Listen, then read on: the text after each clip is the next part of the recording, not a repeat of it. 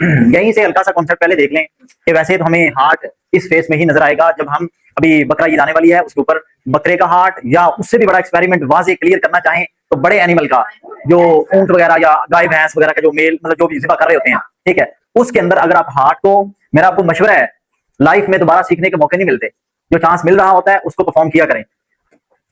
Heart को आपने निकालना है, उसके पास बैठ जाना, उसने कहना मुझे दे दो निकाल के, खुद छुरी से काट के उसके पीसेस को फिर चेक करें, आपको वॉल्व नजर आएंगे, उसके अंदर सारे का सारा सर्कुलेटरी सिस्टम आपको वहां से वाजे हो जाएगा। अभी हम पढ़ेंगे, छोटे छोटे वीडियोस के पैचेस भी दिखाऊंगा मैं आपको कि ये देखें ये किस तरीके से वर्किंग हो रही है, वो सारा वाजे होगा। फिर उसके बाद ये लंग्स लेना, लंग्स आपको इसी हालत में कटे हुए वो यहाँ से काट के इसको साइड पे रख देते होते हैं, आपने यहाँ से मुंह के साथ हवा भरनी है, हवा भरेंगे फुल प्रेशर तक भरनी है, फुल प्रेशर तक भरेंगे तो आपको ये एल्वेलाई भी नजर आएंगे, ये आखिरी कोनों के ऊपर जो एल्वेलाई के गिर्द ब्लड कैपिलरीज का जाल भी नजर आएगा, इतना बारीकी का सिस्टम नजर आएगा आपको, तब आपको पता चलेगा कि हाँ ये बड़ा बारीकी का सिस्टम है। वैसे हमारी हैबिट ये है, हमारा सिस्टम ये है, हम थ्योरी पे ज्यादा रिलाई कर रहे होते हैं। रट्टा मार बच्चे सुने, मैं बोल रहा हूँ फिलहाल हर बच्चा इतना स्टोरी सुनाएगा कि आप क्या करेंगे, उसके अंदर से सारी की सारी फंक्शनैलिटी को समझने की कोशिश करेंगे, फिर उसमें सोचना, आप इनसाइड उसकी कट करके देखना कि जो बंदा सिगरेट पीता है उसके साथ क्या सलूक होता है। जब वो सिगरेट मुंह से धुआं लेके जाता है तो आपको पता है उसके दांतों का भी क्या हाल हुआ होता है।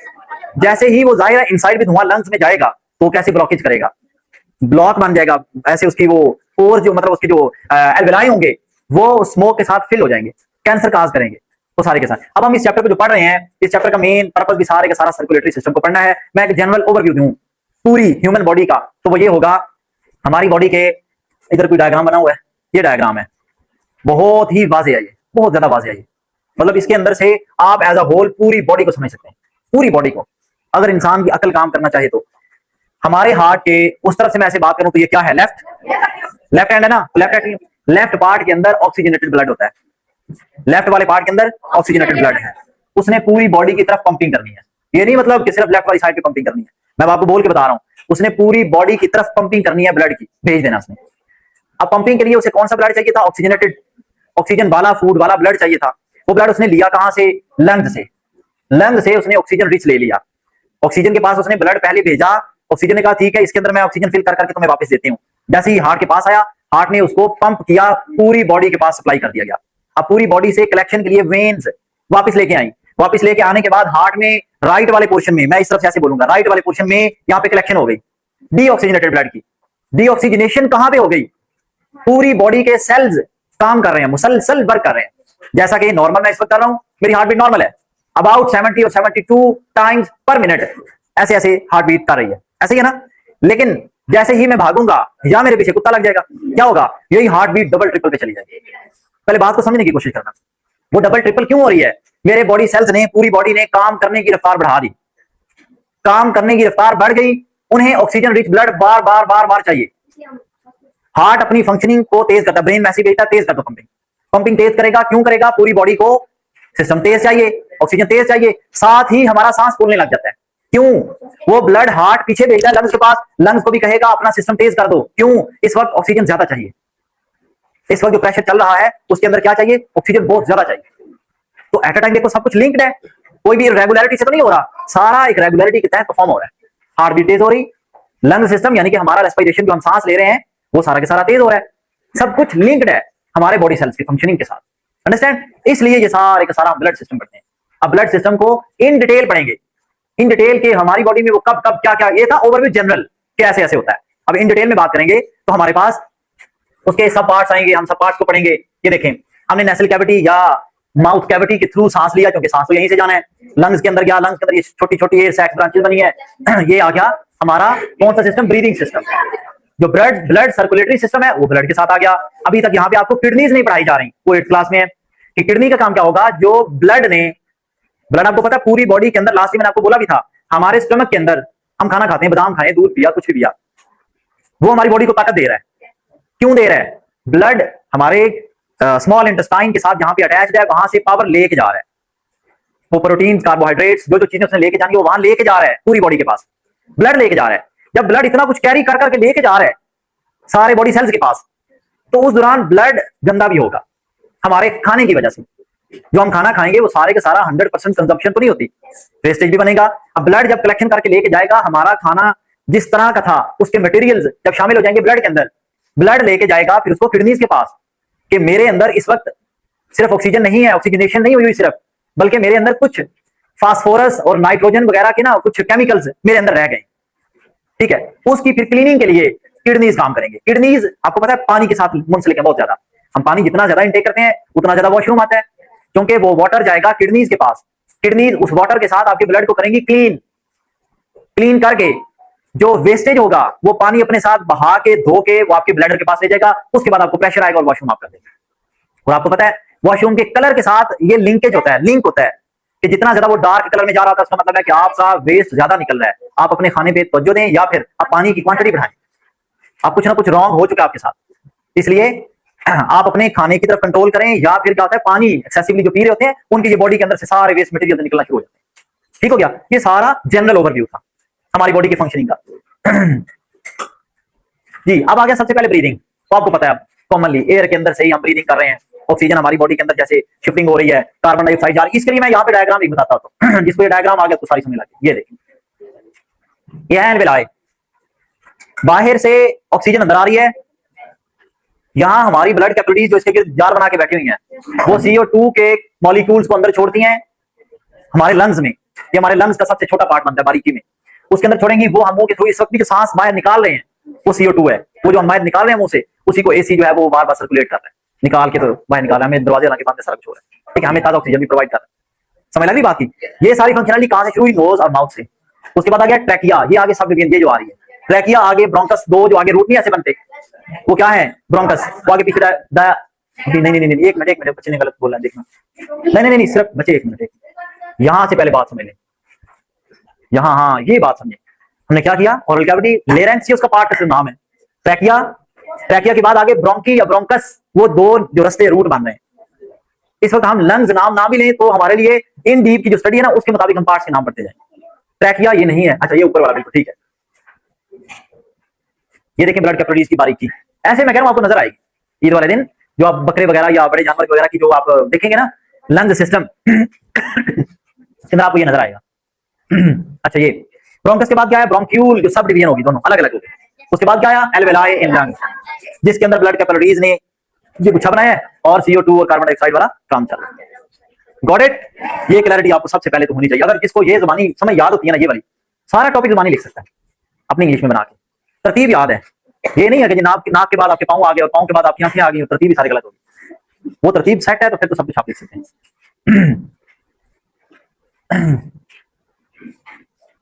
The nostril lead into nasal passage or nasal cavity, dust and bacteria etc. trapped by the hair and mucus in the nasal passage। ये म्यूकस का मैंने आपको पहले बताया था जो हमारे बलगम नुमा हमारे सारे सिस्टम के अंदर प्रेजेंट है, जिसे हम कहते हैं ठंडा पानी वगैरह पीने से अक्सर जुकाम हो जाने की वजह यही होती है। ठीक है, कि हम उसका टेम्परेचर खराब करते हैं।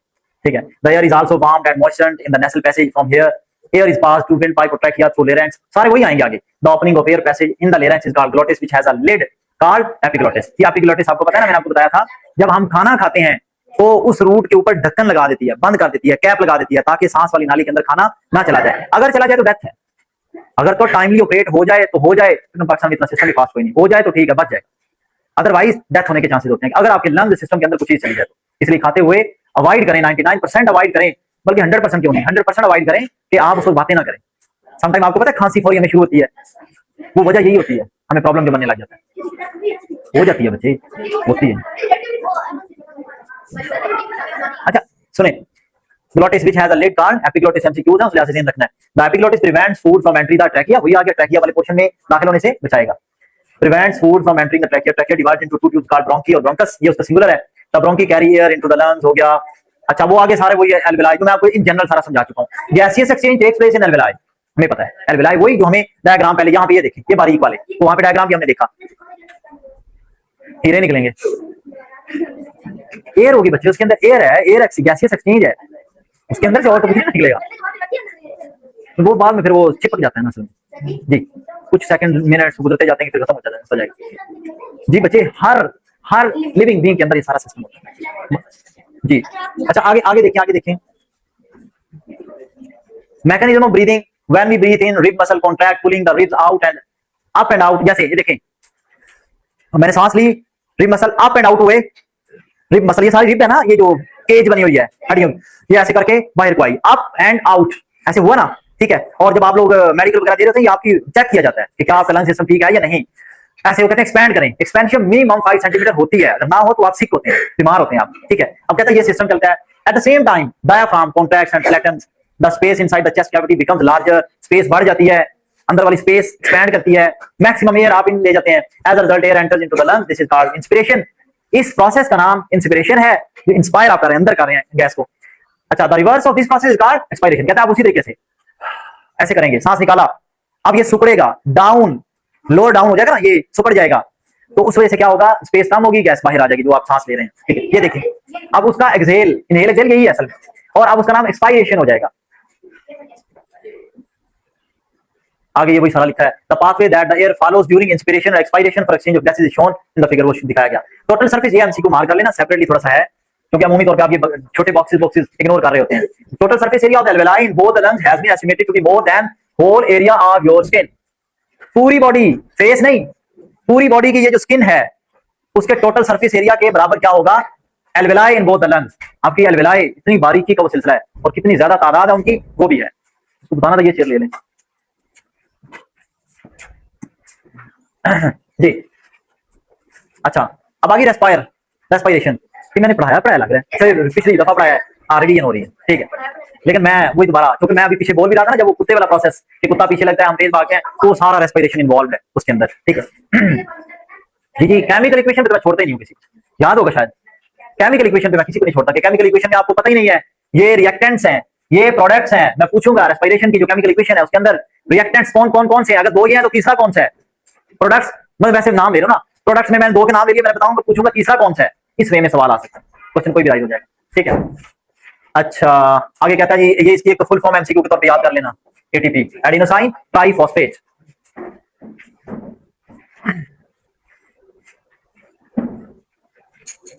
आगे सारा ये जो सारा लिखा हुआ है ना प्रोसेस, ये सारा वही है, अगर आपको ये केमिकल इक्वेशन का पता है।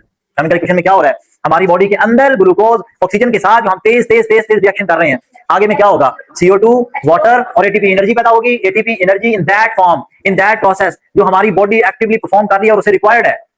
हमारी बॉडी उस वक्त, ये कौन शोर कर रहा है, नहीं ये ATP adenosine triphosphate energy at that time use होती है हमारी बॉडी में, हमारी बॉडी या जो भी प्रोसेस चल रहा है। अच्छा, the respiration process during which food is broken down to release energy in the presence of oxygen is called aerobic respiration. Aerobic respiration takes place in the mitochondria, MCQ लगा लें, takes place in the mitochondria. तीन हो गया, अभी चल रहे हैं, अभी देखना जरा, अभी तो हमने इसको पढ़ा ही नहीं। Aerobic respiration takes place in the mitochondria, MCQ हो गया। अब आगे आ गया anaerobic respiration, the breakdown of food substances in the absence of oxygen is called anaerobic respiration. This process releases energy less than aerobic respiration. General से हट के ये थोड़ी सी कम एनर्जी रिलीज करेगी। Yeast respires aerobically in the presence of oxygen. बाहर कर लेना। It can also respire anaerobically in the absence of oxygen. वो काम भी वो कर सकती है। The products of anaerobic respiration in yeast are ethanol, carbon dioxide and energy. यानी कि ये केमिकल इक्वेशन, ये yeast के फॉर्मेट में उन्होंने लिखा है कि उसके प्रोडक्ट्स क्या क्या निकलेंगे, ये देख लें, एथेनॉल, CO2 एंड एनर्जी यानी कि एटीपी वगैरह वो निकलेंगी यीस्ट के जब प्रोडक्ट्स बनेंगे आगे, ठीक हो गया। अच्छा, उसके बाद due to production of alcohol the anaerobic respiration in yeast is also known as alcoholic fermentation. क्योंकि ये देखिए ना, हमने पढ़ा है ना, वहां पे क्या पैदा हो रहा है, एथेनॉल। एथेनॉल मतलब अल्कोहलिक फर्मेंटेशन हो गई आपकी जी, अल्कोहल। अवर मसल्स नॉर्मली रेस्पायर, यहां पे आनी है बात, ध्यान से सुनना, आपकी हुई है तकरीबन। अच्छा, our muscles normally respire aerobically, normal में हम पहले बात इसको जानते हैं, वैसे हमारी बॉडी एरोबिकली, क्योंकि ऑक्सीजन मिल रही है तो हम सांस लेते जा रहे हैं। When we run fast, enough oxygen is not available for the muscle cells to respire aerobically. हमारी बॉडी को प्रॉपर्ली, हालांकि तेज सांस ले रहे हैं, इवन देन हमारी सांस की जो किल्लत है वो हमें फील होती है, ठीक है। हाँ जी, अवर मसल रेस्पायर एनारोबिकली, फिर एनारोबिकली काम शुरू हो जाता है। लैक्टिक एसिड हमारी बॉडी के अंदर is the product in this reaction, हमारी बॉडी में ग्लूकोज टूटेगा, यानी कि वो जैसे कहते हैं ना, मैंने उस दिन भी कहा था, किसी मोटे बंदे को दौड़ाएं, उसके ऊपर फैट्स ज्यादा हैं, उसका फिर ये ग्लूकोज अंदर से टूटेगा फैट में से, लैक्टिक एसिड और एनर्जी उसकी बॉडी को फिर मिलेगी वहां से। Lactic acid produce is transported to liver which converts it back into glucose. ये लाजमी तौर पे एमसीक्यू मार्क है। लैक्टिक एसिड जो हमारी बॉडी में पैदा हुआ, ट्रांसपोर्टेड टू लिवर, कहां ट्रांसपोर्ट किया जाएगा, एमसीक्यू बना, फिर कन्वर्ट होकर वो किस में जाएगा दोबारा, ग्लूकोज में। काम की चीज है ना, फैट सेट्स जी। उसके बाद आगे differentiate between aerobic and anaerobic, है वही जो हम पहले पढ़ चुके हैं, सारा वही है। अब आगे डिफरेंस के तौर पे वैसे तो लॉन्ग क्वेश्चन होता है, लेकिन आपने एक दफा लाइन पढ़नी होती है एक दफा, ताकि कोई अंदर से एमसीक्यू ना निकल आए। और उसके बाद आ गया units of measure of energy, क्या है, जाउल या किलो जाउल। कॉमन क्या है, कैलोरीज भी यूज होता है वैसे तो, किधर गया वो। 1 gram glucose produce about 300 calories of energy, 3800 calories of energy. 1 gram glucose produces about 3800 calories of energy. Mark करें, ऐसे फिक्स नहीं होता, पर्सन टू पर्सन वेरी कर जाता है। नहीं, ये तो मैं वही बात कर रहा हूँ ना, एक बंदा मतलब देखिए यहाँ का लाइफ एक जैसी है ही नहीं। एक बंदा हार्ड वर्क कर ही नहीं रहा, कहीं सिर्फ बैठा रहता है, खड़ा हुआ 10 मिनट पढ़ाया फिर बैठ के, ऐसी लाइफ चल रही है, उसे कुछ भी नहीं इतना खास है। ये वो दिन में मेरे ख्याल में हल्की फुल्की भी खाता रहना, बिल्कुल माइनर, उसकी जिंदगी चलती रहनी है। एक बंदा है जनाब, जिम कर रहा है, फसलों में काम कर रहा है, खेती बाड़ी कर रहा है, बड़ा मुशक्कत वाला काम कर रहा है, मजदूरी वाला, उसको बहुत ज्यादा एनर्जी चाहिए होती है, उसके ऊपर डिपेंड कर जाता है। फिर देखना यही बात है, हमारे जैसा बंदा अभी इन डेज में पिज्जा खा ले, फॉर करें बिल्कुल छोटा सा 2-3 स्लाइस खा लिए, 2-3 हैवी है, बहुत हैवी, 2-3 स्लाइस खा लिए, हमने बाद में एक्सरसाइज नहीं करनी, हमने भाग दौड़ नहीं करनी, वो हमें जहर ही साबित होगा। और क्या होगा हमारे लिए, तो वही एक मजदूर बेचारे को खिलाएं, वो दोपहर तक उसे दोबारा भूख भी लग जानी है और उसको दोबारा एनर्जी की जरूरत भी पड़ जानी है। ठीक है, वो सिचुएशन डिपेंड करती है कि कौन क्या कर रहा है। जी बिल्कुल, यही वजह होता है कि वो मोटापे का शिकार नहीं होते, वो हेल्दी फिट स्मार्ट होते हैं, वो ये कराची की तरह नहीं होते। जी, a substance that speeds up a chemical reaction is called catalyst. खुद रिएक्शन में कैटलिस्ट कभी शामिल नहीं हुआ, सिर्फ रिएक्शन को फास्ट करने के लिए होता है। ठीक है, जैसा कि मैं छोटी सी एग्जांपल दूं, हम दूध, पत्ती, चीनी वगैरह मिक्स करते हैं, चूल्हे पे रखते हैं, नीचे से सिर्फ आग दे रहे हैं, आग खुद चाय का पार्ट नहीं है, आग उस रिएक्शन को फास्ट कर रही है और एट द एंड हमें एक प्रोडक्ट मिल जाती है। आग क्या हम ये सारा कुछ खुद पी के आग के ऊपर बैठ जाए हमें चाय बन के मिल जाएगी? नहीं, उस रिएक्शन को तेज करने के लिए कौन था? आग चाहिए थी, that is catalyst. Chemical reaction take place करवाने के लिए कौन चाहिए? Catalyst. The chemical reaction taking place in living bodies are called biochemical reaction. हमारी बॉडी के विद इन बॉडी जब हम कहें उनको क्या कहेंगे? बायोकेमिकल। ठीक है। The catalyst of biochemical reactions are enzymes. सबसे पहले यही मैं नाम पहले लेने लगा था डायरेक्टली, केमिकल्स एंजाइम्स हैं। जिस तरह कहते हैं ना, कोई बंदा है उसने खाया, फौरी तौर पे डकार है, घंटे डेढ़ बाद कहता है मुझे फिर भूख लग गई है, उसके कहते हैं एंजाइम बड़े तेज हैं। एंजाइम्स यानी कि उसकी बॉडी के अंदर बड़ी रिएक्शन को तेजी में परफॉर्म करवा के फौरी तौर पे फिर भूख लग जाती है। ठीक है, कईयों की तो वैसे आंखों में भूख होती है, वो वाली भूख नहीं, मतलब कईयों को वाकई में भूख लग जाती है, फिर दोबारा उसकी बॉडी के कैटलिस्ट फौरी तौर पे काम कर जाते हैं, एंजाइम। एंजाइम स्पेशली याद रखने हैं। आगे ब्रीदिंग और रेस्पिरेशन में क्या फर्क क्या है? एक्सचेंज ऑफ गैसेज है सिर्फ ये, लेकिन यहाँ रिलीज ऑफ एनर्जी के ऊपर बात आएगी। ठीक आ गया। उसके बाद ये एल्वेलाई में आएगा, ये माइटोकॉन्ड्रिया में आएगा। फर्क पहले भी हम पढ़ चुके हैं, लेकिन यहाँ जरा दोनों से कंपैरिजन में आ रहा है। फिर उसके बाद purpose of breathing is to provide oxygen और कार्बन डाइऑक्साइड निकाल देना, ये इसके अंदर ये आएगा। The purpose of respiration is to provide energy to the whole body. Whole body मतलब होल बॉडी सेल्स। ठीक हो गया।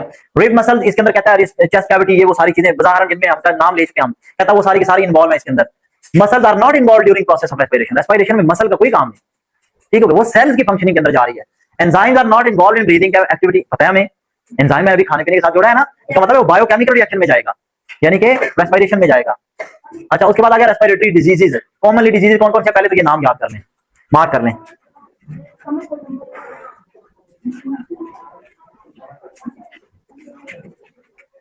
एक आ गई common cold, pneumonia and asthma. Common cold की तो डॉक्टर्स भी मेडिसिन वैसे हमारे यहाँ तो दे ही देते हैं, लेकिन डॉक्टर्स अक्सर मना करते हैं, मेडिसिन यूज नहीं करनी चाहिए कॉमन कोल्ड की। निमोनिया सीवियर है, डेथ कॉज करता है। अस्थमा सीवियर है, एलर्जिक है।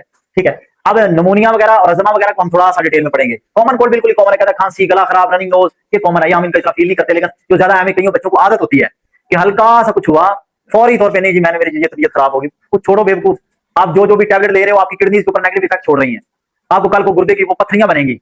छोड़ देंगे गोलियां खाना, बार बार छोटी छोटी बात हुई, चल भी टैबलेट खा ले। ये छोटी छोटी बातों के ऊपर कुछ भी नहीं लेते। कॉमन कोल्ड है, उसने गुजर जाना है, हल्का सा है, बस वैसे ही पानी शानी पिए, थोड़ा सा वेट करें, उस प्रोसेस को होने दें, बस हो जाएगा, खत्म हो जाएगा। ठीक है, बार बार ये टैबलेट नहीं लेते होते। इसी एज में टैबलेट पे लग गए तो फिर बच गए आप। वालिदैन को भी हैबिट होती है बचपन से ही, बच्चे को जरा सा हुआ नहीं, चल भी टैबलेट, और टैबलेट में जाहिर आपको नेगेटिव इफेक्ट्स तो मिलेंगे। अब कोई भी टैबलेट लेना जो भी आपके पेरेंट्स इन दिनों में कंज्यूम कर रहे हैं, उसका बाद में सिर्फ आपने गूगल चैटजीपीटी वगैरह से या मेटा या इस वगैरह से पूछा है are there any side effects of this medicine tablet, जो भी होगी इतने एमजी जो भी है वो लिख देना, फिर देखना उसके साइड इफेक्ट्स कि ये लिस्ट है, ये कल को लॉन्ग टर्म में ये जरूर बनाएगी। अगर आप इसको रूटीन में यूज कर रहे हैं, अवॉइड करें जितना कर सकते हैं। जी हाँ, निमोनिया असल में होती है छोटे बच्चों को ज्यादा, या फिर ज्यादा एजेड जो बेचारे जिनका डिफेंस सिस्टम वीक हो जाता है। जी, सिरप में कम होते हैं सुना है कि, लेकिन वो भी डिपेंड करता है कौन सा है। नहीं वो देखे ना, वो तो फिर होता है ना, फिर उसमें भी ना हमारे यहाँ सस्ती दवाई की तरफ ज्यादा भागते हैं लोग, उनमें फिर ये साइड इफेक्ट्स, जैसे ना सिगरेट की भी बात करें ना, सिगरेट, एक सिगरेट जितना सस्ता है उतना ही ज्यादा डेंजरस है। डेंजरस सबसे महंगा भी है, सबसे महंगा भी वही बीमारी पैदा करेगा, लेकिन जितना आप सस्ते लेवल वाला आपने पिक किया ना, उस सस्ते लेवल ने उतना ही ज्यादा जल्दी आपको नुकसान पहुंचाना। आपको लगता होगा जी कैफे या छोटे जो सस्ते वाले सिगरेट है, वो सस्ते सिगरेट इतने नहीं होंगे, वो उतनी ज्यादा डेंजरस है। जैसे आप एक खा रहे हैं ना, फर्ज करें चॉकलेट खा रहे हैं, ये गली वाले से 5 रुपए की वो इतनी सी चॉकलेट ली, ठीक है, खराब है, पागल नहीं है कोई दुनिया। 5 रुपए का टीपा बच्चे को दें वो नहीं लेता, आपको जनाब वो एक चॉकलेट दे देते हैं। वही आप अच्छे वाली चॉकलेट लें तो शायद आपको 100 रुपए की भी उतनी ना मिले। मैं कोई नाम नहीं ले रहा, मैं वैसे इन जनरल बात कर रहा हूँ जी। वो दे दो ना, ये ले लो, ये ले लो, ये ले लो जी। अच्छा आगे देखें, pneumonia. It is another common illness which occurs in all age groups. Pneumonia and lung disease can be caused by bacterial, viral and fungal infection. ये याद रखना, ये किससे फैलती है, धोखा दिया जा सकता है आपको। ये किससे फैलती है, बैक्टीरिया से, वायरस से या फिर फंगल इन्फेक्शन है। आपको तीनों की है, मैं यही अभी बात कर रहा हूँ, ठीक है। बैक्टीरियल, वायरल एंड फंगल जो ऐसे फैलती है।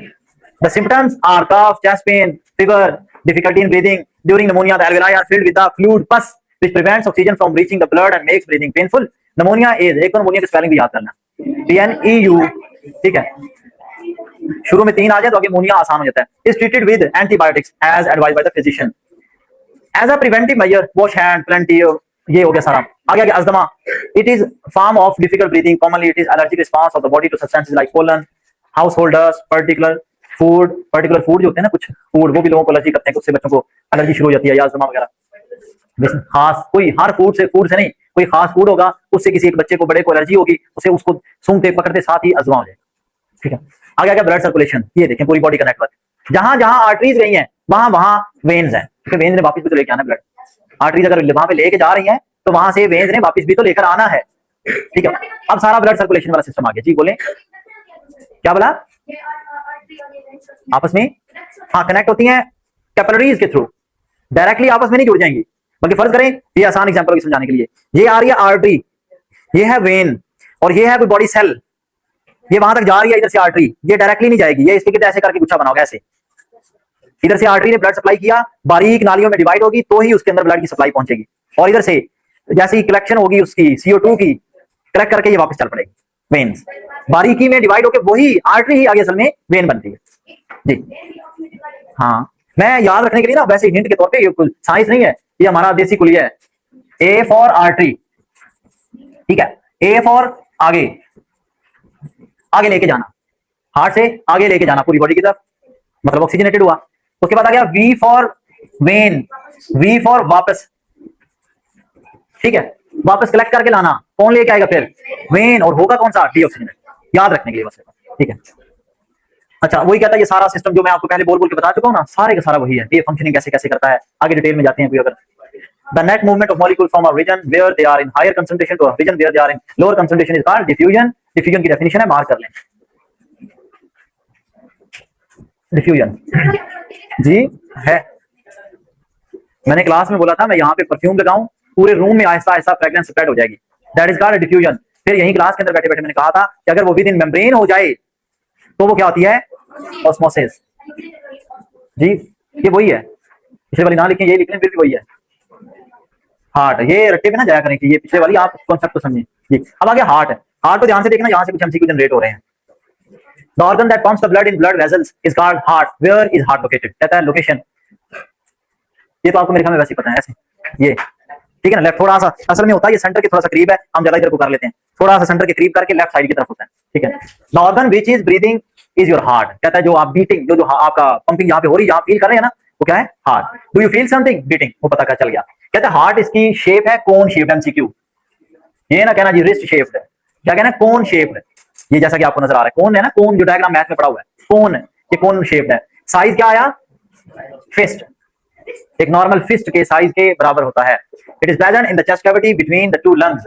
अच्छा वो कहते हैं किसी का दिल, उसका दिल बहुत बड़ा है, उसका दिल बहुत छोटा है, ये वो दिल नहीं होता, वो उसकी वैसे दिमागी कैफियत होती है, ये वैसे दिल घबरा गया, ये वो एग्जांपल देते हैं, उसका दिल बहुत छोटा है, उसका दिल बहुत बड़ा है, वो ऐसे नहीं होता। ये आपकी साइकी जो बिल्ट हुई होती है ना बचपन से लेके, घर के माहौल से, इंस्टीट्यूट के माहौल से, वो असल में आपका कहते हैं दिल बड़ा है या दिल छोटा है, उसको बड़ा करना चाहिए। वो दिल ये नहीं कि आप इसमें हवा भर कर इसको बड़ा करना शुरू कर दें, नहीं नहीं नहीं, सही कह रहा है ना, हमें यही बताया गया, ये कहता है हमें तो बताया गया दिल इस तरह का होता है, ये वही दिल है जिसके अफसाने होते हैं, ठीक है, ये वो दिल नहीं है हमारा दिल, ये सारा लिंक्ड है, मैंने आपको बताया ना, वो यहीं से वो बात करते हैं कि इसका दिल तो बहुत बड़ा है, ये इतना बड़ा उसका दिल है, ठीक है, दिल बड़ा करो, ये वो असल में आपको मुहावरतन इलाकाई जुबान के मुताबिक अल्फाज बोले जाते हैं, ठीक है। अच्छा आगे देखें, ध्यान से देखना, आप यहां से एमसीक्यू देख लेना ना, किसी का भी नहीं है ऐसे, किसी का भी नहीं है। The heart enclosed in a thin double layered transparent membrane called pericardium. MCQ, pericardium, जी बिल्कुल। अच्छा, डायग्राम के साथ आप क्लैरिटी रखना कि डायग्राम आपको पेपर में डायग्राम के साथ भी एमसीक्यू पूछा जा सकता है, कि डायग्राम बनी बनाई देकर फिर पूछा जाए इसके मतलब। मैं अभी आपको एड एक वीडियो दिखाऊंगा, इसकी मस्कुलर मूवमेंट जो होती है ना, वो मैं दिखाऊंगा कि कितनी वो ज्यादा मतलब कितनी अजीब सी है। हमें जो पढ़ाई बताई जा रही, जैसा मैंने आपको कहा था ना तो सोलर सिस्टम वो है जो हमें पढ़ाया जा रहा है, ना ही इलेक्ट्रॉन प्रोटॉन न्यूट्रॉन का सिस्टम वो है जो हमें पढ़ाया जा रहा है, क्योंकि इन डीप थोड़ा सा ज्यादा वो गंभीर किस्म का है। ठीक है, अब यहाँ heart system, blood circulatory system भी वही है जी। नहीं, वो तो पूरी बॉडी ऑर्गन साइज उस लिहाज से कहते हैं बड़ा होता रहता है ना, लेकिन अब आपका कान, फेस, ये सारा स्ट्रक्चर तो बड़ा हो रहा है उस लिहाज से। अच्छा देखें, aorta, pulmonary artery, pulmonary veins, left atrium, right ventricle, left ventricle, ये आगे मैं अभी डायग्राम के थ्रू आपको बताऊंगा सारा। अभी फिलहाल हम इसका हल्का सा पढ़ेंगे, फिलहाल हार्ट के बारे में बताया गया है। अब आगे आए जरा एक दफा, मैं अगली जो आपको मेन चीज समझाना चाह रहा हूँ। कहता है हार्ट के 4 चैम्बर होते हैं, ये लेफ्ट वाला है, ये राइट वाला है, ये लेफ्ट एट्रियम, ये राइट एट्रियम। इसकी मूवमेंट मैं आपको वीडियो के अंदर डिस्प्ले करूंगा, जिसके अंदर आपको सारी क्लैरिटी होगी कि हाँ असल में ब्लड की मूवमेंट बड़ी डिफरेंट चीज है, बहुत ही अजीब किस्म की हार्ट की मूवमेंट है। हमें ये लग रहा होता है हार्ट ऐसे कर रहा है, ऐसे कर रहा है पंपिंग, ऐसा नहीं कर रहा, तो आप उसकी पंपिंग बिल्कुल ही डिफरेंट है, अजीब सी है, उसके मुताबिक देखना। फिर आपके ये पैराग्राफ वहां पे साबित होता है कि हाँ वाकई ही में इसके मुताबिक है कि पहले कौन सा पोर्शन पंप करता है, फिर उससे दूसरे में जाता है, फिर दूसरे वाला आगे मूव करता है, बारी बनी हुई है। हमें लग रहा है कि एट अ टाइम सब कुछ ही हो जाता है, हाँ वो सारा तरतीब में बड़ी तेजी में ऐसे करके इसकी मूवमेंट है अजीब सी। वर्किंग ऑफ हार्ट ये वही है सारी, कि हार्ट ने कैसे कैसे, जो मैं आपको पहले एक्सप्लेन नहीं कर चुका कि उसने फिर लंग्स के पास भेजना है, लंग्स ने उसको ऑक्सीजन प्रोवाइड करना है, उसने वापस हार्ट के पास भेजना है, जहां भेजना भेज लो, फिर उसने हार्ट ने पंप करना है, पंप करके फिर वो कहां जाएगा, पूरी बॉडी में, पूरी बॉडी से कलेक्ट करके वापस हार्ट का एक पोर्शन लेके आएगा, लेके आने के बाद उसे पहले दूसरे के पास भेजेगा, दूसरे वाला से पंप करके दोबारा ऊपर लंग्स के पास भेजेगा, लंग्स उसे ऑक्सीजनेटेड करके फिर इधर वाले के पास भेजेगा, वो फिर ये सर्कल चलना शुरू हो जाएगा। आ गया ब्लड वेसल्स। ब्लड वेसल से पहले मैं आपको वो डायग्राम दिखा दूं।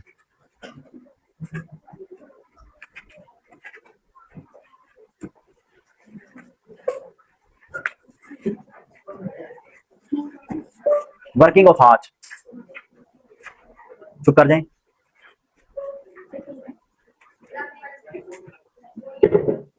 ये देखिए टोटली डिफरेंट है, ये तो भी है 3D एनिमेटेड। अगर आपको एक रियल हार्ट अभी दिखाया जाएगा, देखना उसमें यहां से हार्ट आ रहा है, उसने वॉल्व खोला, यहां पे चला गया ब्लड, इसने आगे फिर पंप करके इसके पीछे से एक नाली लगी हुई है, ये देखिए, ये देखिए, टोटली अलग है दोनों, कोई आपस में कनेक्शन नहीं है। ये लेफ्ट वाला है, जैसा कि मैं आपकी तरफ फेस करके खड़ा हूं, लेफ्ट वाले में ऑक्सीजनेटेड है, ऑक्सीजनेटेड रेड कलर में होता है, ये ऑक्सीजन पुअर है, डीऑक्सीजनेटेड है जो कि ब्लू कलर में है। और जब भी आपको इंजेक्शन लगेगा, क्या रेड वाली में, वेन में लगेगा, आर्टरी में लगेगा, किसमें लगेगा, हमेशा वापसी वाली में लगेगा, डीऑक्सीजनेटेड बारी में लगेगा, क्योंकि वो वापस हार्ट के पास लेके आएगी, फिर हार्ट उसे पूरी बॉडी के पास दोबारा सप्लाई कर सकता है। अगर वो ऑलरेडी आगे को जा रही है, यहां मैं इधर किसी जगह पे लगाता हूं आर्टरी में, वो तो सिर्फ आगे जाएगा, वो तो हार्ट के पास वापस ही नहीं आएगा, तो फिर तो रिक्वायर्ड काम हुआ ही नहीं। क्या नहीं, वो डॉक्टर पे डिपेंड करता है कि उसने किसको मारना है, किसको बचाना है। ठीक है, ये देखें पूरी बॉडी से कलेक्ट करने के बाद, ये पीछे ये देखें ध्यान से देखना, पूरी बॉडी से कलेक्शन करने के बाद डीऑक्सीजनेटेड ब्लड आया पीछे से, वो वहां से ऊपर से पीछे से होके यहां एंटर हुआ, एंटर होने के बाद इसने ऊपर पंप करके कहां भेज रहा है, ये यहां से कहां भेज रहा है, लंग्स के पास, लंग्स ने ऑक्सीजनेटेड करके वहां से इसके पास भेजा, इसने नीचे छोड़ा इसके पास, इसने जब पंप करना है तो वो पूरी बॉडी की तरफ चला जाए। अंडरस्टैंड? यहां पे तो आपको बड़ा एक जगह पे स्मूथ नजर आ रहा है,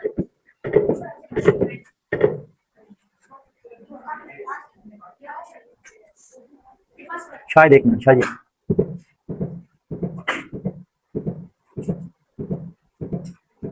आएगा आएगा,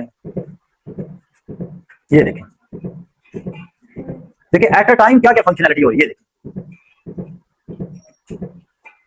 देखिए कि कितना डीप प्रोसेस है। आप अब जब भागते हैं, दौड़ते हैं, सब कुछ हो रहा है। हाँ वो वहां भी एक्सप्लेन है, बिल्कुल एग्जैक्टली वो एक्सप्लेन है जी, बात की समझ लगी ना।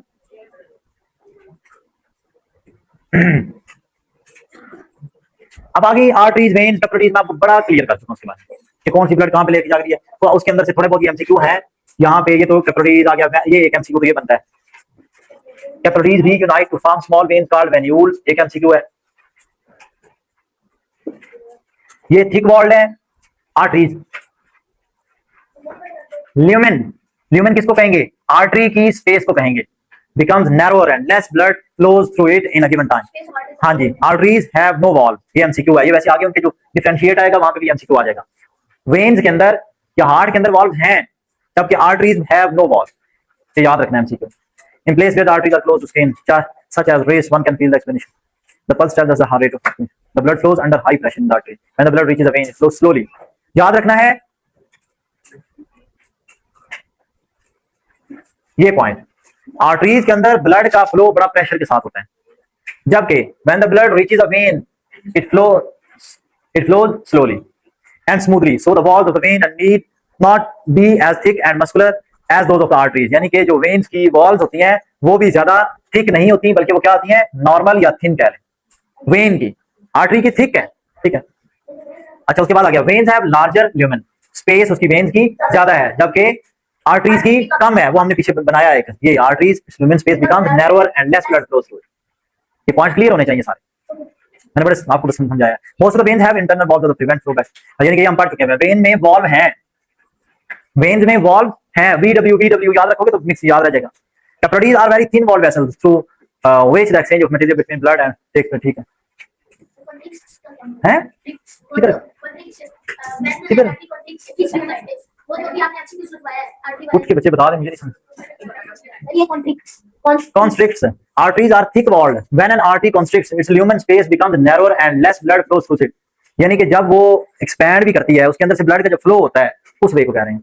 Next, What type of blood is received by right atrium oxygenated deoxygenated? ये आप सारा अब आपको उस थ्रू सारा रीड करना है। मैं आपको रट्टे मारने के लिए कोई लॉन्ग टॉपिक को नहीं दिया, मैंने आपको एमसीक्यू के फॉर्मेट में दिया है, ठीक है।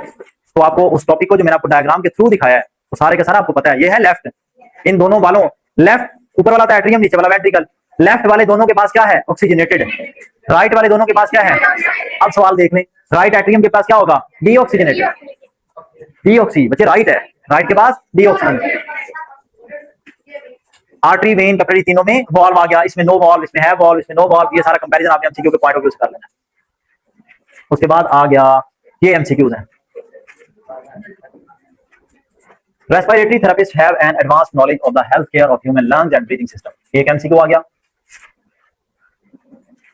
रेस्पिरेटरी थेरेपिस्ट हमारे यहाँ नहीं होते, हमारे वहां एक ही डॉक्टर होता है एमबीबीएस, वो सारा इलाज कर लेता है। आगे आगे pulmonologist are the specialists of chest and respiratory problems. They can assist treat patients of pneumonia, tuberculosis, asthma and other chest related issues. ये सारी tuberculosis TB नहीं, ये TB होता है, ठीक है। अस्थमा वगैरह उनको कौन डील करेगा, पल्मोनोलॉजिस्ट। ये चेस्ट एंड रेस्पिरेटरी प्रॉब्लम्स को डील ये करेगा। सब कुछ क्योर हो जाता है, सिर्फ केयर थोड़ी सी की जाए जी। नेक्स्ट, उसके बाद आ गया इन डिटेल में ब्लड के। सबसे पहले आया, हाँ बल्कि ये एमसीक्यू बनेगा, ब्लड टोटल 45% देख लें, ध्यान से सुनना। टोटल ब्लड 45% उसमें प्लाज्मा है, सॉरी 45% ब्लड सेल्स हैं इन द प्लाज्मा। ध्यान से बात को सुनना, 45% blood cells suspended in the plasma. वैसे पूरे ब्लड का 55% क्या है, प्लाज्मा। प्लाज्मा का 45% ब्लड सेल्स हैं। ब्लड सेल्स क्या है, वो आगे आ जाएंगे। प्लाज्मा इज 92% वाटर, यानी कि इतना ज्यादा वो लिक्विड है, तभी तो पानी वो पतला होता है वैसे blood. Plasma without fibrinogen, blood clotting proteins and blood cells is called serum. ये 3-4 एमसीक्यूज बनते हैं यहाँ पे, इन दो लाइनों को अच्छी तरह से पढ़। कहता है ब्लड की आगे 3 टाइप्स हैं, red blood sales, white blood cells और प्लेटलेट्स। अब किसका क्या क्या काम है, किस तरह का कलर है, वो उनके सेल्स की शेप कैसी है, ये 3-3-4 एमसीक्यूज हर एक के बनेंगे अलग अलग। आरबीसी या डिस्क शेप, एक MCQ. Slightly concave on both sides, ये उसकी शेप से रिलेटेड बात आ गई, ठीक है, घुमाइयां आ रही हैं जी। They contain haemoglobin, red coloured protein. Haemoglobin किसमें पाया जाता है, व्हाइट ब्लड सेल में, व्हाइट में नहीं, प्लेटलेट्स में नहीं, बल्कि रेड ब्लड सेल में, उसी वजह से वो रेड है, ठीक है, हेमोग्लोबिन की वजह से। Which gives them red colour, यही तो सारी बात लिखी हुई है, रेड कलर बनाते ही हेमोग्लोबिन उसका। This is haemoglobin in the red blood cell which carries oxygen from the lungs and supplies it to all body cells during the, ये देख लिया क्या बात लिखी हुई है। कहता है असल में हेमोग्लोबिन ब्लड नहीं, हेमोग्लोबिन है जो आपकी ऑक्सीजन लेकर जाता है पूरी बॉडी सेल्स के पास, पूरी बॉडी को प्रोवाइड करता है सेल्स, ठीक है। Haemoglobin also carries carbon dioxide, वापसी पे लेके जाता है ऑक्सीजन, वापसी पे क्या लेके आता है, कार्बन डाइऑक्साइड। यानी इसका मतलब ब्लड कुछ भी नहीं करता, कौन करता है, मेन रेस्पिरेटरी वाला काम, रेस्पिरेशन सांस लेने वाला जो काम टोटल है वो कौन परफॉर्म कर रहा है, हेमोग्लोबिन। ऑक्सीजन वाला सारा काम, कार्बन डाइऑक्साइड वाला सारा काम, मिस्टर फोकस इधर रखिए जी, हेमोग्लोबिन। अच्छा, red blood sales exist for 120 days, इसलिए कहते हैं 3 माह बाद खून, 4 माह बाद खून बंदे को देते रहना चाहिए डोनेट, लेकिन 18 साल से ऊपर। अच्छा, they are finally fragmented into the liver, MCQ और आ गया। 4 माह बाद 4 3 बार 12 होता है ना, 120 दिन बाद, 103 बार बाद, 120 दिन बाद या 4 माह बाद ब्लड आपका नया बनने लग जाता है, रेड ब्लड सेल्स चेंज होने लग जाते हैं, red blood cells break down होकर किधर चले जाएंगे, लिवर में चले जाएंगे। याद रखने हैं एमसीक्यू, 4 5 6 एमसीक्यू बन गए हैं, ऐसे ही है ना। आगे आ जाए तो व्हाइट ब्लड सेल्स आ गया, डब्ल्यूबीसीज आर कलरलेस। पहला पॉइंट, व्हाइट वाले तो चलो व्हाइट है, नहीं सॉरी व्हाइट वाले कलरलेस है, व्हाइट वाले ऐसी कभी व्हाइट है तब उनके ऊपर कलर ही नहीं है, ठीक है। They have no colour pigment, ठीक है। They are part of the body's immune system, असल में ये है defence system, white blood cell, ठीक हो गया। They help the body fight infection and other diseases, they are 5 types, ये एमसीक्यू है। इनके टोटल कितने टाइप्स हैं, 5 types, which are different their structure and function, कहता है सारों का फंक्शन भी अलग है, स्ट्रक्चर भी अलग है। These are larger in size than the red blood cells, कहता है रेड ब्लड सेल से व्हाइट ब्लड सेल बड़े होते हैं। अब क्या हुआ, व्हाइट ब्लड सेल इतना है तो रेड ब्लड सेल इतना होगा। हम वैसे में याद रखने के लिए एक चीज वैसे डायग्राम यहाँ लिखी हुई है, आपको एमसीक्यू लिखवा दिया गया, अजीब बात कर रहे हैं वैसे जी। नेक्स्ट आगे देखें, their main function is to protect the body from disease causing microorganisms pathogens, उनका मेन सबसे बड़ा व्हाइट ब्लड सेल का फंक्शन क्या है, पैथोजेंस के खिलाफ, इन्फेक्शन के खिलाफ लड़ाई करना। जबकि रेड ब्लड सेल का क्या था, हेमोग्लोबिन आ गई, हेमोग्लोबिन क्या थी, ऑक्सीजन कार्बन डाइऑक्साइड को इकट्ठा करना, एट द एंड फ्रेगमेंट हो के टूट के लिवर में चले जाता, ठीक हो गया। और 120 डेज उसकी टोटल लाइफ है। उस डिस्क शेप्ड है, स्लाइटली कनकेव कलर, वो है कनकेव शेप्ड है, बोथ साइड से ऐसे करके बनी होती है, सिक्के की तरह जैसे नहीं होता वो, क्या एग्जांपल दोगे, मुझे डायग्राम आपकी नजर आई थी पीछे भी, ब्लड जब मूव कर रहा था, बनी हुई, हाँ बनी हुई है, पिछले पेज पे बनी हुई है। अच्छा, उसके बाद आगे प्लेटलेट्स, तीसरी टाइप, पहली दो को हम बड़े अच्छे तरीके से समझ चुके हैं, तीसरी टाइप आ गई। Platelets are not complete cells, these are fragments of cytoplasm enclosed by membranes. असल में ये क्या है, cytoplasm enclosed by membranes. Platelets play an important role in blood clotting. Cytoplasm क्या करेंगे, सबसे पहले तो क्या है प्लेटलेट्स, प्लेटलेट्स में क्या होगा, साइटोप्लाज्म, साइटोप्लाज्म से आगे क्या होगा, ब्लड क्लॉटिंग में काम आएंगे, to slow and stop bleeding. क्योंकि मैंने आपको कल परसों भी खड़े खड़े पता नहीं की बात की थी, मैंने कहा था जब आपको इंजरी होती है सबसे पहले किसका काम है, प्लेटलेट्स, फिर उसके बाद वहां पे लड़ने के लिए भाग के कौन आता है, व्हाइट ब्लड सेल, क्योंकि उसे पता है पैथोजन आ चुके हैं, ठीक है जी। ठीक बल्कि ये लिखा हुआ है, एक मिनट, ये देखिए, if there is an injury or cut in our body, platelets break apart and release a special chemical that works with proteins in the plasma and produces a web which traps red blood cells। अब उसके बाद आए red blood cell, उसने trap करके वहां पे वो बनाना नहीं है, वो क्या उसे बोलते हैं, जिसे हम कल पंजाबी में नाम देते हैं क्रेडा वगैरह, ये कह रहे हैं क्रीड हम लोग बोलते हैं, वो ऐसे करके इंजरी को बंद कर देता वहां, ताकि ब्लड बाहर ना आए। पहले आपको पता है थिक होना शुरू हो जाता है, छेड़ना नहीं चाहिए इसे बार-बार, वैसे टच नहीं करना चाहिए, या तो आप साफ पानी के साथ वॉश कर दें ताकि जर्म ना वहां आए, ठीक है। अच्छा, they trap the red blood cell and dry form a scab और इंजर्ड, ये स्कैब असल में इंग्लिश वर्ड यही है, ऑन इंजर्ड साइट के ऊपर। उसके बाद आ गया जी डिसऑर्डर। अब इसके भी डिसऑर्डर्स हैं, जैसा कि सबसे पहले क्या है, हाइपरटेंशन या हार्ट अटैक भी आ जाता है। हार्ट अटैक ज्यादा बड़ा है, हाइपरटेंशन वैसे तो वो भी बड़ी डेंजरस किस्म की बनती है। अच्छा देखना, हार्ट अटैक असल में मैं पहले वैसे जनरल बता दूं, हमारी बॉडी के हार्ट के भी कुछ मसल्स हैं जिसको जिंदा रख रहे हैं। जैसा कि जिंदा रख रहे हैं मतलब यह है कि अगर आपके हैंड को यहां से जोर से टाई कर दिया जाए, बांध दिया जाए, तो आहिस्ता आहिस्ता आहिस्ता हाथ मर जाएगा। क्योंकि हार्ट के सेल्स वैसे तो ये खुद लड़ने वाले हैं, बड़ी कितनी ज्यादा काम करते हैं, लेकिन जब इन तक ऑक्सीजन नहीं जाएगी तो ये क्या होंगे, ये खुद मर जाएंगे। इसी तरीके से हार्ट के कुछ अपने मसले हैं, कहते हैं मेरा काम तो खून को सप्लाई करना है, लेकिन मेरे अपने जिंदा रहने के लिए भी तो मुझे कुछ चाहिए, मुझे ऑक्सीजन भी चाहिए, फूड भी चाहिए, ऐसा ही है। उसके लिए होती है कोरोनरी आर्टरीज। उन कोरोनरी आर्टरीज का जब रास्ता बंद होता है, वो ज्यादा होती है नैरो, बारीक होती है, जब उनका कहता है रास्ता बंद होगा ना, तो फिर तो मुझे आप खुद, मैं इतना बड़ा काम कर रहा हूं और मुझे आप ऑक्सीजन नहीं दे रहे, मुझे आप फूड नहीं दे रहे, तो रास्ता बंद हुआ तो मर गया। उस पर्टिकुलर हार्ट के पार्ट को पहले दर्द होता है, जिसे कहते हैं हार्ट अटैक के वक्त उसे सीवियर पेन होता है। पेन के बाद फिर हार्ट का वो पार्ट एक दफा डाई करता है, जल्द से जल्द आप लेके जाते हैं, वो फिर पंपिंग कर करा के समहाउ उसका पार्ट को, या वो क्लॉटिंग जो अंदर जम चुकी होती है उसको निकालने की कोशिश करते हैं। और उसके पीछे मैंने आपको कहा था सबसे बड़ी वजह तो होती है टेंशन लेना। दूसरी वजह पीछे आती है आपकी खुराक, अब खा कैसा रहे हैं, एक्सरसाइज नहीं करते, आपका लाइफस्टाइल क्या है, ये सारी चीजें मैटर कर रही होती है इसके अंदर जी। अब हम उसको एक दफा थोड़ा सा स्टडी कर लेते हैं। Heart attack is the death of the part of the heart muscle due to lack of blood supply. Blood supply lack करती क्यों है, वो मैंने आपको बताया, वो उसमें ब्लॉक हो जाता है। कोरोनरी आर्टरीज है एमसीक्यू है sir, coronary arteries supply blood to the heart. If a blood clot is made in the coronary artery, it may block coronary artery. As a result, blood as well as oxygen supply to the heart is blocked. This condition leads to death of the heart muscle. Heart का muscle मर गया। In this situation, suddenly the person feels discomfort or intense pain in the center of the chest. जैसा कि मैंने आपको बताया, the pain may spread to the shoulders, क्योंकि उसने फिर जहां जहां तहसील देनी है वो सारा मसल मरना शुरू होता है। बंदा बिल्कुल ही हालत बुरी, खुदा न खासा अगर करीब हॉस्पिटल ना हो तभी तो बेचारा मर जाता है। फिर कहता है शोल्डर्स, आर्म, नेक और जहां इनके ऊपर फिर अटैक आता है, फिर वो बंदा बोल भी नहीं पाता, ठीक है। तो वो बंदे का जो लेफ्ट साइड है ना, सारी ब्लॉक हो जाती है, सारी की सारी मरने लग जाती है। जाज काम नहीं करेंगे, शोल्डर काम करना छोड़ जाएगा, ये वाला लेफ्ट साइड वाला, और नेक, गर्दन, यानी कि उसका बोलना सिस्टम सारा रुकना। अब उस वक्त आपको सिर्फ इसलिए बताई जा रही है, नहीं कि आपको खुद होगा तो फील कर लेना है, आपको सिर्फ इसलिए बताई जा रही होती है कि आपके सामने किसी और को हो, फौरी तौर पर नोटिस करें। अगर कुछ ऐसा हो रहा है तो 112 वालों को फौरी तौर पर ये बताएं भी कि उसे हार्ट अटैक हो गया है, फौरी तौर पर डॉक्टर को अरेंजमेंट करने की, बच्चे जो भी वो है ह्यूमन बीइंग, उसको जल्द से जल्द वहां डॉक्टर के पास पहुंचाने की कोशिश करें। जो डॉक्टर कर सकते हैं आप नहीं कर सकते, ठीक है।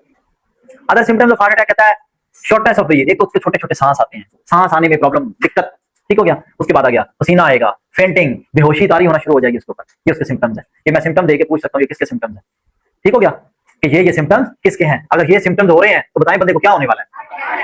ये अभी तो आप बोल रहे हैं, ये पता चलेगा जब पेपर में होंगे, क्या आपको फिर पता चलेगा कि ये कौन कौन है। जब 15-20 बीमारियां इकट्ठी हो जाएंगी ना तो फिर डायग्नोज करना जी। Coronary bypass is widely used surgical process to remove the blockage in the coronary artery. Coronary bypass ये रिलेटेड है, आसान है, समझ लग जाएगी कि क्योंकि सबसे पहले हार्ट अटैक की मां कौन है, coronary artery.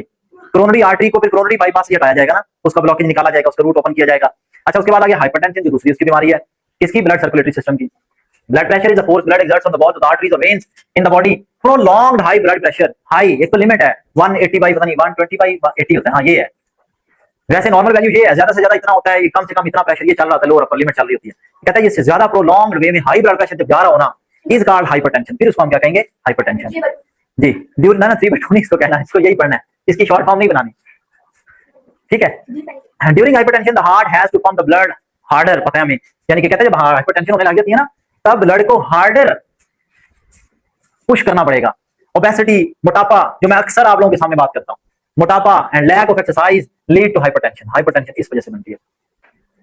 Increase in rate of heart beat, sweating, discomfort and sinking of heart. वो कहते मेरा दिल डूब गया, ये वो है सिंकिंग ऑफ हार्ट। आधा कौन जी बिल्कुल बन सकता है। असल में ये होता है अवेयरनेस नहीं है ना, अवेयरनेस नहीं है ना। और यही चीजें जो मैं हार्ट अटैक वाली बता रहा हूँ, किसी बेचारे अनपढ़ के सामने वाक्य पे उसने कहना जिन पढ़ गए, जाहिर है वो बैठ के वो जिन वाले जनाब उसके ऊपर वो करना लग जाए। जो मसला मसाइल अल्लाह ताला ने हमें अकल सलीम इसलिए दी हुई है कि हम पढ़ें, बार बार सोचें, पढ़ें, ताकि हमें चीजों का पता तो चले कि असल मसला मसाइल है क्या। उसकी तरफ जाएंगे तो ही हमें पता चलेगा ना कि हाँ इसको ये हो गया, इस मोटे को उठाओ जल्दी से ले चलो। अच्छा, वेट लॉस, आगे उसके हल भी लिखे हुए हैं कि क्या क्या आप हल कर सकते हैं। मोटो ध्यान से सुन लो, वेट लॉस, रेगुलर एक्सरसाइज, जो यही दो में, बल्कि तीसरी ये मैं जरा इसको कहता हूँ, हेल्दी फूड लें, मेडिकेशन को छोड़ दे। आगे मेडिकेशन आपने क्या करनी है, दवाइयां शवाइयां गोली मारे, जिस एज में आप लोग हैं आपका सबसे बेहतर हल ही है वेट लॉस करें, रेगुलर एक्सरसाइज करें और हेल्दी फूड लें। और सिर्फ हेल्थ नहीं होता कोई, अभी जिस एज में ये है। अच्छा, ये क्या करोगे एंड